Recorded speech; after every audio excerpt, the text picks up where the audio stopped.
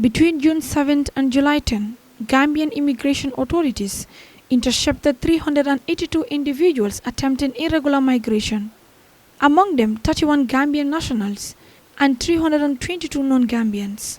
The update came during a press conference hosted by the Gambia Immigration Department in Tanje. Inspector C. Mandlo, the department's public relations officer, credited enhanced surveillance operation and tighter border controls for recent success. So these are recent cases that occurred in just a peak period of 1 month, from the 7th of June to the 10th of July. And the month of July, going down towards September, is a peak period for irregular migration. We have to be very vigilant because they would assume that we are not working because it is raining. But our officers are active every night, every day, to make sure that we're able to safeguard the image of Gambia. We're able to protect our borders, and we are not going to tolerate people using our porous borders as a mechanism to travel outside the country. Migration becomes a right of every citizen, every Gambian, every non-Gambian. But it is only your right if it is legal. Traveling in an illegal means, it goes against our immigration laws. It goes against conventions that we have signed to as a country. And we must not at any point relent in some of this. Inspector Seaman Law says the Gambia Immigration Department is working closely with regional and international partners, including the Spanish Civil Guard, who have provided training and investigative support. He added that effective collaboration between agencies is essential to tackling the complex challenges posed by irregular migration and migration management. So in conclusion, I just want to acknowledge the efforts of our interagency partners. First, the Gambia Police Force had been very much supportive in most of our cases.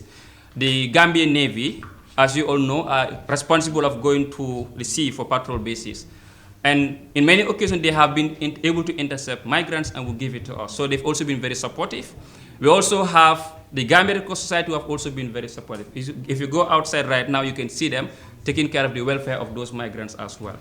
And most importantly, we also had partners that are outside the country. We have the COP Gambia project that also supports our logistical operations and also give them capacity to be able to investigate these cases. We also have the Guardia Civil from Spain that also supports our engagements. We would also want to extend our regards to the Ministry of Interior, our Line Ministry, for also giving us more support for being able to do most of these activities. While we acknowledge our successes, register more accomplishments, we also highlight the gaps we have faced in these operations. And we believe that stakeholders out there, the government of the Gambia, and other potential partners should be able to come to the limelight and support the work of the Gambia Immigration Department. Further updates were provided by Assistant Commissioner Binta KJ Barrow, who detailed recent interception operations and praised fourth-line officers for their commitment. Migrants are harbored into compounds. This also is a hindrance to the immigration department in our 4 zones, because if non-Gambians or non-documented Gambians are harbored in a compound and then it is not reported, it is an offense against the Immigration Act at the first place.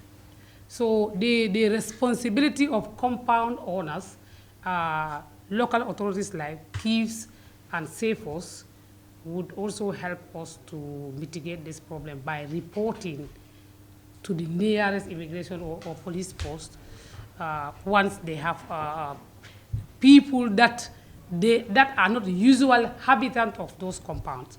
Because if you see a number of people within your compound, at least you should be able to know that this is not a familiar face and this number is not as usual in this area. So we are also reaching out to the community, telling them that it is an offense against the Immigration Act, laws of the Gambia, that you harbor a person in your compound which is not a habitual resident and not a legal resident in this country, more especially in a number that is more than the numbers that we usually see. Officials said the latest figures represent a growing regional trend and underscore the need for long-term solutions. The Gambia Immigration Department says it remains committed to reducing irregular migration through sustained enforcement and international cooperation. Reporting for GTTV News, I am Amijalo.